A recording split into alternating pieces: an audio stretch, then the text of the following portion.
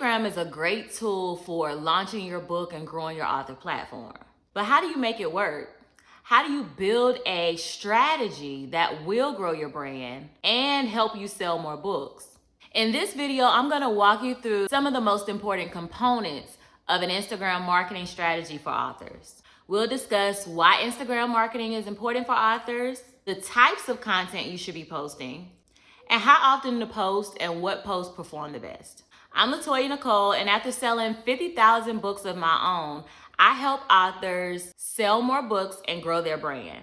If you enjoy this type of content, go ahead and subscribe below so that I know to keep creating content like this and so you know when the next video is posted. So before you even launch your book, you want to start building anticipation, letting people know that your book is coming. One of the things I did was about 6 weeks before I launched my first ever coloring book, I went into a Facebook group. And in the Facebook group, I actually posted a post with 2 images that were inside of my coloring book side by side. And those 2 images, I said, "Hi ladies, I'm in the process of finishing up my coloring book and I wanted to see if you guys can help me choose the cover. Which photo do you like most, left or right?" Now, this not only gained me traffic in the Facebook group under that post, because so many people were commenting on the post that Facebook looked at it like, this must be a popular post, so let's now show the post to more people. So because more people were commenting, it gained more attraction. It also got people excited because they could actually relate to the images I was showing. So the 2 images that I put together, those were relatable for my specific niche because they had not seen anything like that before inside of a coloring book.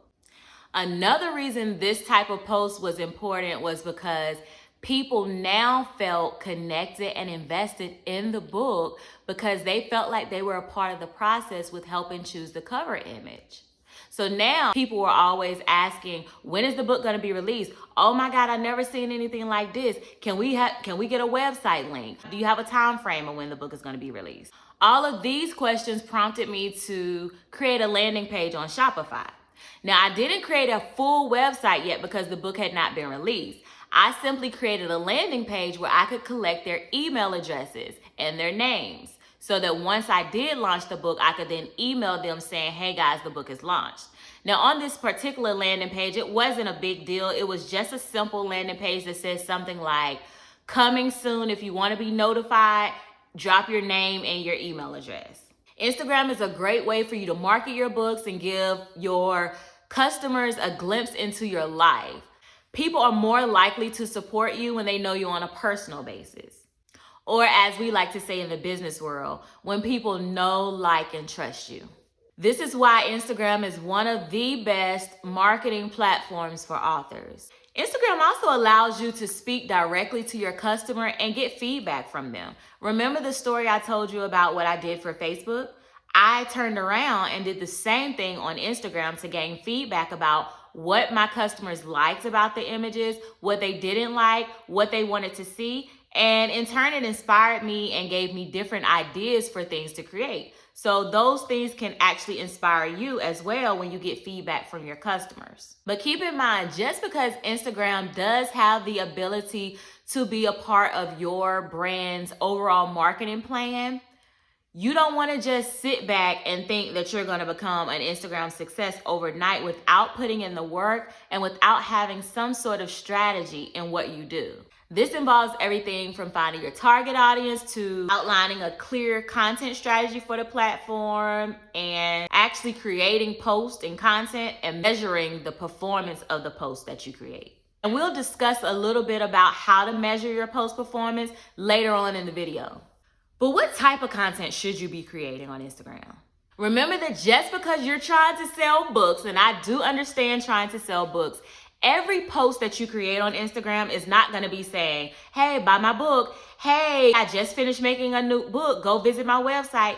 Every post is not going to be directly selling your book. Although you will have some posts that do that, you want to have a variety of content if you want people to engage and your platform to grow. Right now on Instagram, the most important content to post are reels. Video content is one of the top 3 forms of marketing, and Instagram definitely pushes Reels by showing them to more people. So you just want to be creative and have fun when you're developing or creating your Reels. And to get inspiration or things that you should be doing, simply look at other people's Reels that are in your genre or niche and see what they're doing, and then just apply it to your specific type of content. For a little more inspiration, you can create Reels using trending topics. For example, when the kids were getting ready to go back to school, I actually created a Reel using a popular voiceover that someone had created about spending all their money on their kids' school supplies. I use this as one of my products that complement my coloring books, which are my skin tone coloring pencils. And when I used this post, because it was so relatable and it was trending during that time, because it actually was time to go back to school so people could relate to it, the post did well. So be sure to study what posts other people are using that are already doing well. And then, like I said, take that and create it according to what you're selling. Now, other types of content you can share are behind the scenes. People love seeing behind the scenes of when you first got the book in, or when you're unboxing it and they see your reaction to your first book, or flip through of what is actually in your book, telling about something that may be involved in your book. If you've written a book, it could be maybe about summarizing a chapter of your book, or if you have a coloring book or a journal, you can do a flip through of some of the interiors so people can see more of the pages. People love knowing what they are getting ready to buy. It excites them. They feel like they are a part of it when they can see it. And other types of content are quote posts and posts that ask questions. And then, of course, you have the posts that directly sell your book. So you can have an image of the cover of your book, and then in your caption, you can say, hey, this book was inspired, and tell your little story, and then say, click on the link in my bio if you want to purchase this book.